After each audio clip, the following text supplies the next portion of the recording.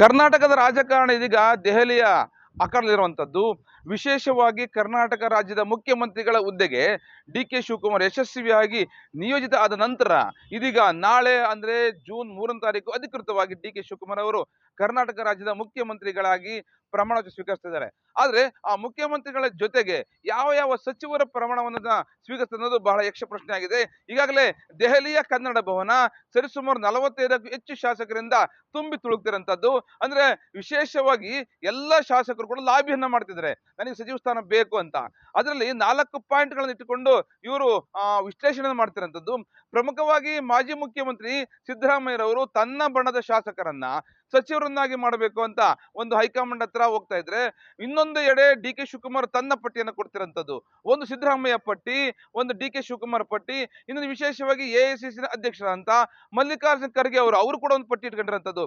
ಇದೆಲ್ಲ ಬೆಳವಣಿಗೆಗಳ ನಡುವೆ ಒಂದು ಹೈಕಮಾಂಡ್ ಆಗಿರುವಂತ ರಾಹುಲ್ ಗಾಂಧಿ ಅವರು ಒಂದು ಪಟ್ಟಿ ಇಟ್ಕೊಂಡು ಇವತ್ತು ಸರಿಸುಮಾರು ಸಂಜೆ ವೇಳೆಗೆ 1 ಡಜನ್ ಶಾಸಕರಾಗಿರುವವರನ್ನ ಸಚಿವರನ್ನಾಗಿ ಮಾಡೋ ದಿಸೆಯಲ್ಲಿ ಪ್ರಮುಖವಾಗಿ ಹೆಜ್ಜೆ ಇಡ್ತಂಥದ್ದು. ಅದರಲ್ಲಿ ಸೋನಿಯಾ ಗಾಂಧಿ ಅವರಿಗೆ ಆಪ್ತರಾಗಿರುವಂತೆ ಕೆ.ಜೆ. ಜಾರ್ಜ್ ಇರ್ಬೋದು, ಮತ್ತು ಜಿ ಪರಮೇಶ್ವರ್, ರಾಮಲಿಂಗಾರೆಡ್ಡಿ, ಬಹಳ ವಿಶೇಷವಾಗಿ ಖಾದರ್ ಅವರು, ಅಂದ್ರೆ ಇಲ್ಲಿ ಜಾತಿಯನ್ನ ಮತ್ತು ಪ್ರಾಂತ್ಯವನ್ನ ಆಧರಿಸಿ ವಿಶೇಷವಾಗಿ ಹೆಜ್ಜೆ ಇಡ್ತಾರಂಥದ್ದು. ಈ ಮೂಲಕ ಜಮೀರ್ ಅವರಿಗೆ ಟಕ್ಕರ್ ಹೋಗುವಂಥದ್ದು ಸಹಜವಾಗಿ ಗೊತ್ತಾಗ್ತಿದೆ. ಖಾದರ್ ಅವರನ್ನ ಬರ್ತಿರಂಥದ್ದು.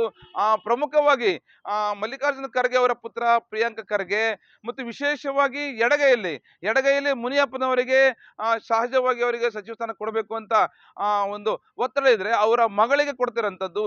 ಈ ಮೂಲಕ ಒಂದು ಹೊಸ ಬೆಳವಣಿಗೆಗಳಲ್ಲಿ ಸರಿಸುಮಾರು 12 ಜನ ಸಚಿವರು ಅಧಿಕೃತವಾಗಿ ಡಿ.ಕೆ. ಶಿವಕುಮಾರ್ ಅವರ ಸಂಪುಟದಲ್ಲಿ ಪ್ರಮಾಣವನ್ನು ಸ್ವೀಕರಿಸಿರುವಂತದ್ದು.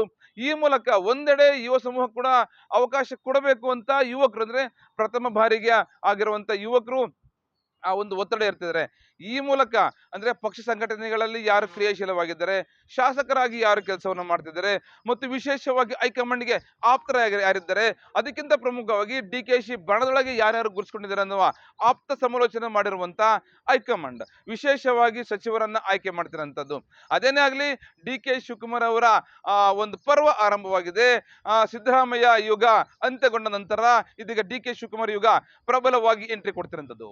ಈ ಮೂಲಕ ಕರ್ನಾಟಕದಲ್ಲಿ 2 ವರ್ಷಗಳ ಕಾಲ ಕಾಂಗ್ರೆಸ್ ಯಾವ ರೀತಿ ಅಧಿಕಾರವನ್ನು ಕೆಲಸ ಮಾಡುತ್ತೆ, ಅಧಿಕಾರವನ್ನು ಮಾಡಿದ ನಂತರ ಇದು ಹೆಂಗೆ ನೆಕ್ಸ್ಟ್ 2028ಕ್ಕೆ ಯಾವ ರೀತಿ ಅಟ್ಯಾಕ್ ಅನ್ನ ಮಾಡುತ್ತೆ ಅನ್ನೋದು ಬಹಳ ವಿಶ್ಲೇಷಣೆ ಆಗಿದೆ. ಒಂದು ಕಡೆ ಕೆಪಿಸಿಸಿ ಅಧ್ಯಕ್ಷ ಗಾದೆಯನ್ನ ಬಿಟ್ಟಿರುವ ಡಿ.ಕೆ. ಶಿವಕುಮಾರ್ ಸ್ಥಾನವನ್ನು ತುಂಬುವುದಕ್ಕೆ ಸತೀಶ್ ಜಾರಕಿಹೊಳಿ ಹೈಕಮಾಂಡ್ ಮೂಲಕ ಒತ್ತಡ ಹೇರ್ತಾರಂಥದ್ದು. ಅಷ್ಟೇ ಅಲ್ಲ, ಸಿದ್ದರಾಮಯ್ಯರ ಮೂಲಕ ಅಹಿಂದ ವರ್ಗದಲ್ಲಿ ಗುರುಸ್ಕೊಂಡಿರುವಂತ ಜಾರಕಿಹೊಳಿ ಸಿದ್ದರಾಮಯ್ಯ ಅವರ ಬಲಗೆ ಬಂಟನ ಕೆಲಸ ಮಾಡ್ತಿರೋಂಥದ್ದು.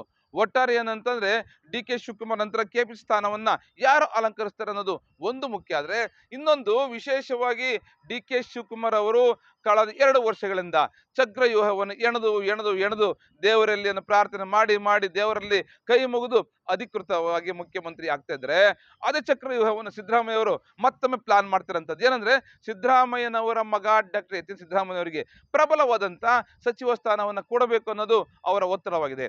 ಈ ಮೂಲಕ ಸಿದ್ದರಾಮಯ್ಯ ಬಣದಲ್ಲಿ ಗುರುಸ್ಕೊಂಡಿರುವಂತ ಪ್ರಬಲವಾಗಿರುವಂತರು ಜಾರಕಿಹೊಳಿ ಇರ್ಬೋದು, ಮತ್ತು ಯತೀಂದ್ರ ಇರ್ಬೋದು, ಮತ್ತು ಮಹದೇವಪ್ಪ ಇರ್ಬೋದು, ಎಲ್ಲರೂ ಕೂಡ ಒಂದು ಕಡೆ ನಮಗೆ ಕಟ್ಟಿಟ್ಟ ಬುತ್ತಿ ಅಂದ್ರೆ ಸಚಿವರಾಗ್ತೀವಿ ಅಂದಿದ್ದಾರೆ. ಅದೇನಾಗ್ಲಿ, ಕರ್ನಾಟಕ ರಾಜ್ಯ ರಾಜಕಾರಣ ಡೆಲ್ಲಿಯ ಗದ್ದಿಗೆಲ್ಲಿದೆ.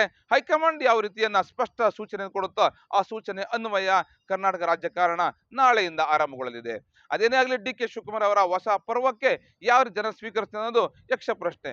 ಅಷ್ಟೇ ಅಲ್ಲ, ಈ ಗ್ಯಾರಂಟಿಗಳ ನಡುವೆ ಕೆಲವರು ಹೇಳ್ತಿದ್ದಾರೆ ಗ್ಯಾರಂಟಿಗಳಿಂದ ತುಂಬಾ ಲಾಸ್ ಆಗ್ತಿದೆ, ಆರ್ಥಿಕ ಸಂಕಷ್ಟ ಉಂಟಾಗ್ತಿದೆ. ಅಂದ್ರೆ ಇಡೀ ಭಾರತ ದೇಶದಲ್ಲಿ ಗ್ಯಾರಂಟಿಗಳಿಂದ ಜನಸಮುದಾಯ ಖುಷಿಯಾಗಿರ್ಬೋದು, ಆದ್ರೆ ಅದೇ ಜನಸಮುದಾಯದ ಮೇಲೆ ತಲಾದಾಯ ಮತ್ತು ಆರ್ಥಿಕತೆ ಹೊಡೆತ ಬೀಳ್ತಿರಂಥದ್ದು. ಹಾಗಾಗಿ ಗ್ಯಾರಂಟಿಗಳಲ್ಲೂ ಕೂಡ ಕೆಲವು ಬದಲಾವಣೆಗಳು ಆಗಬಹುದು ಅನ್ನುವ ಲಕ್ಷಣಗಳು ಕೂಡ ಕಂಡು ಬರ್ತಿದೆ. ಅದೇನೇ ಆಗಲಿ, ರಾಜ್ಯ ರಾಜಕಾರಣದಲ್ಲಿ ಡಿ.ಕೆ. ಶಿವಕುಮಾರ್ ಪರ್ವ ಯಾವ ರೀತಿ ಆರಂಭ ಆಗುತ್ತೆ ಕಾದ್ ನೋಡೋಣ. ನಮಸ್ಕಾರ, ನಾನು ಮಾತೇಶ್ ಅರಸ್.